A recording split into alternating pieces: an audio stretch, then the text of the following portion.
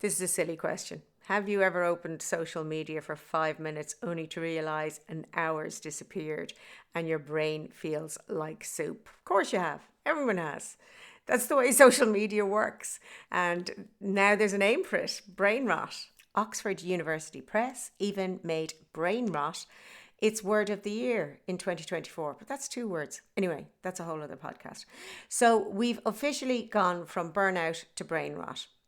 But what's really happening inside our heads when our brains feel mushy or fried?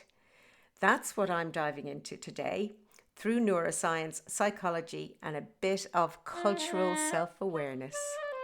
Hello, and welcome to Superbrain, the podcast for everyone with a brain.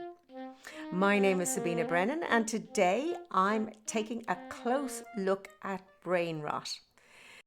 The term brain rot started as an internet slang, mostly Gen Z humour about binging too much content, but it's hit a nerve. It's come to describe the mental mush that follows hours of scrolling, streaming, and overstimulation. It's that glazed feeling where you can't remember what you've just watched, but you can remember that you've been watching for way too long. And it's not just a meme. Psychologists, particularly in Italy, where Italian brain rot has become a real concern, are seeing signs of cognitive fatigue and attention fragmentation, especially among younger people who spend huge portions of their day immersed in digital content. So, as always, I like to start with a little bit of context. Now, I've written a whole book about beating brain fog, but brain rot is a little different. Brain fog is a collection of symptoms that give rise to loss of mental clarity or foggy thinking. When you have brain fog, your symptoms are persistent, they occur regularly, and they interfere with the quality of your life, your relationships, and your work. Brain fog is a sign or a symptom of an underlying health condition, a side effect of medication, the result of hormonal fluctuations, or the consequences of dietary issues or lifestyle factors like poor sleep or poorly managed chronic stress.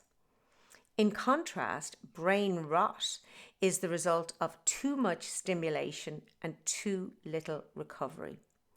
If brain fog is like being clouded in cotton wool, then brain rot is like being deep fried in dopamine.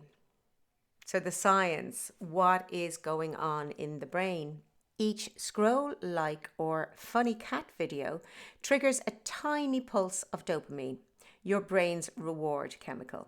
But here's the catch. It's not the reward that hooks you in, it's the anticipation.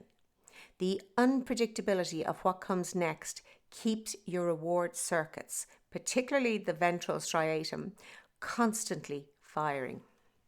Your brain becomes a little lab rat pressing the next lever. That's why after a few hours online, you can't focus long enough to read a paragraph, let alone a book. And while your brain is flicking between tabs, apps, and pings, your attention networks pay the price.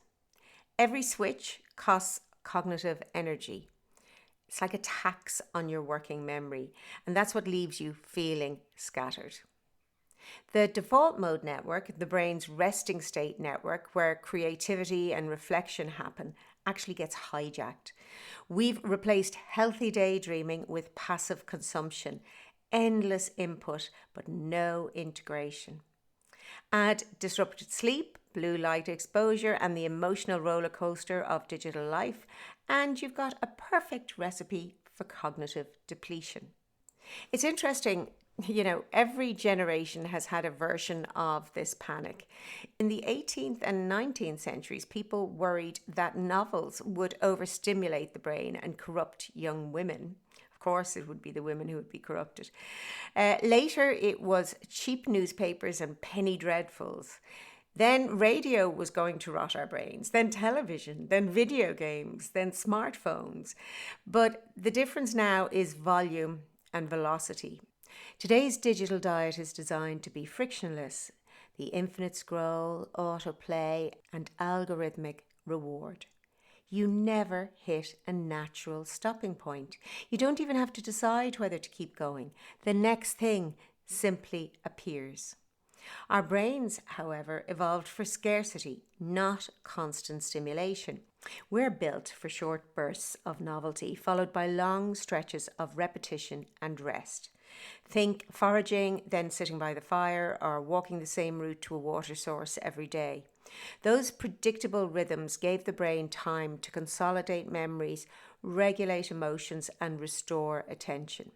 The healthiest from a brain perspective is a balance between novelty, routine, and downtime. Now the pattern is reversed. We have constant novelty and almost no downtime. We're asking the brain to be on and reactive all the time, which is exhausting for systems that were designed to pulse, not to sprint endlessly. There's also something deeper happening. Sociologists are talking about digital malaise, this low-grade sense that we're constantly connected but rarely nourished. You might spend hours engaging with content, comments, and notifications, yet feel oddly empty or lonely afterwards. The connections are thin, fast, and performative rather than deep, slow, and reciprocal. You're surrounded by information and other people's opinions, but you have less time to notice your own thoughts or tune into what you actually value. That might be why brain rot resonates so strongly. It's not just about screen time, it's about feeling mentally hollow after consuming so much. Tools in 3. Okay, so what can we do? Because I'm not going to suggest that we all move to the woods and throw our phones in a lake, though some days that's quite tempting. Anyway, here's 3 tools for your super brain kit to help you outsmart brain rot. Tool 1, the friction rule. Make your devices slightly more annoying. Turn off autoplay, remove shortcuts, keep your phone just a little bit out of reach. Put your most tempting apps in a folder rather than on your home screen. Every extra second of effort gives your prefrontal cortex a fighting chance to intervene before you open another app out of habit. That tiny pause is where choice lives. Tool 2, Dopamine Reset. Try swapping passive hits for active ones. Cook something new. Go for a walk without your phone. Maybe see how many birds or plants you can identify while you're out. Learn a skill that stretches you. Play an instrument, garden, paint, build something, move your body. Do anything except passively scroll.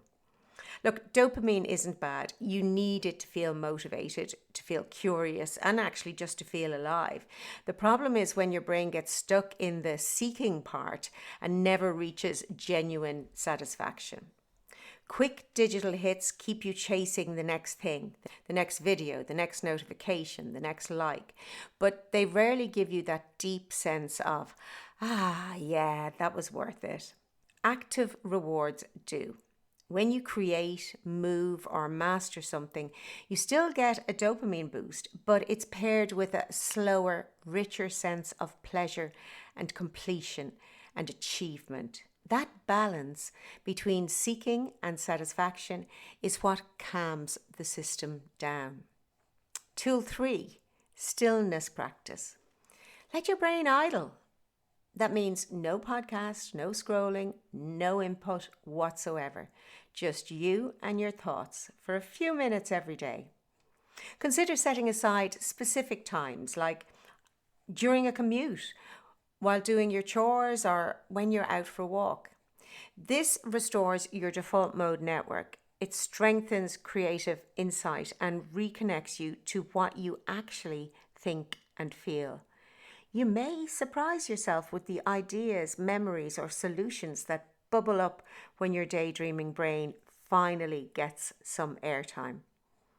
Think of it as giving your brain some white space on the page so that new patterns can emerge. Brain rot isn't a diagnosis, it's a mirror. It reflects a life of constant consumption without digestion.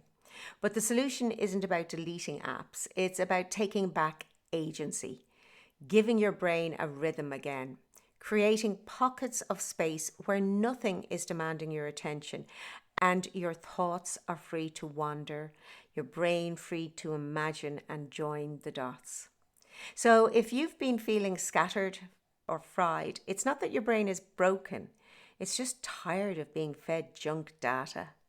Give it time to rest, reflect, and reconnect, and it will reward you with clarity, curiosity, and calm.